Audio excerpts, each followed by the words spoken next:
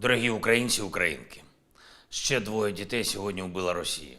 Удар російської артилерії по селищу Дружба, турецька громада Донецької області.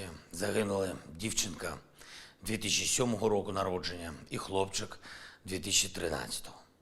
Чернігівська область, селище Гончарівське, влучання ракети, 2 жінки вбиті. Триває розбір завалів, пошкодження будинок, культури, школа, житлові будинки. Мої співчуття рідним та близьким загиблих. Сьогодні ж російські ракети і дрони знов били по Одесі, по нашим південним районам. Загалом від початку тижня лише на території Одеської області від російського терору постраждало більше 20 людей, серед них 2 дітей. Лише абсолютне зло може завдавати таких ударів. Буде відповідь.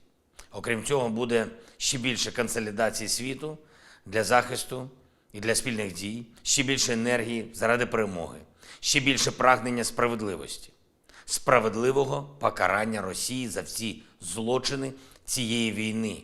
І таке покарання буде. Провів засідання Ставки. Тривале, детально розібрали питання захисту наших міст і громад, наших портів від російських ударів. Якщо хтось там в Росії сподівається, нібито вони зможуть зробити Чорне море простором свавілля і тероризму, то у них це не вийде.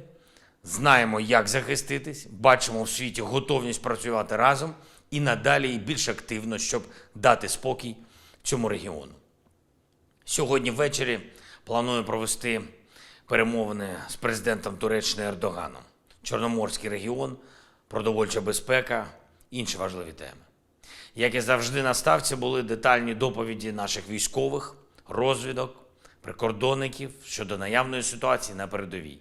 Не лише на ключових напрямках активних дій, але й загалом по кордону, по ймовірному розвитку ситуації.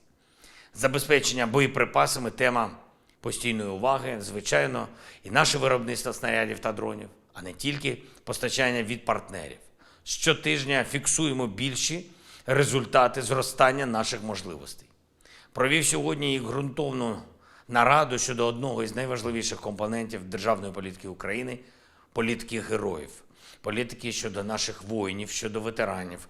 Україна не лише переможе в цій війні, але й виграє таке життя, яке буде гідним героїв, які за нього борються. І це дуже важливо, щоб наш устрій державний, суспільний, економічний, культурний був саме таким, про який можна буде сказати, що він дійсно заснований на повазі.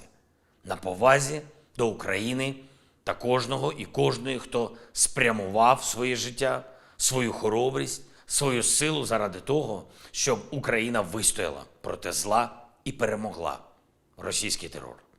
Я вдячний усім, хто вже почав розробляти разом з нами деталі української трансформації після цієї війни.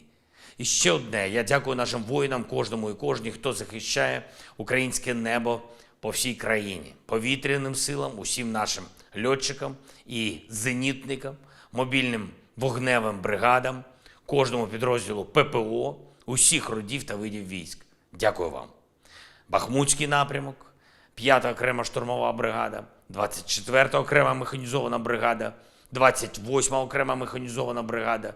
Дякую вам, воїни, за вашу відвагу та вміння бити по ворогу так, щоб навіть ворог, якщо виживе, розумів, що Україна завжди буде вільною. 128-ма окрема гірсько-штурмова, Закарпатська бригада, морпіхи 35-ї, 36-ї окремих бригад, артилеристи 55-ї бригади, 79-та окрема бригада ДШВ та 110-та окрема механізована бригада. Дякую вам, воїни, за вашу влучність, за вашу здатність повертати Україні своє.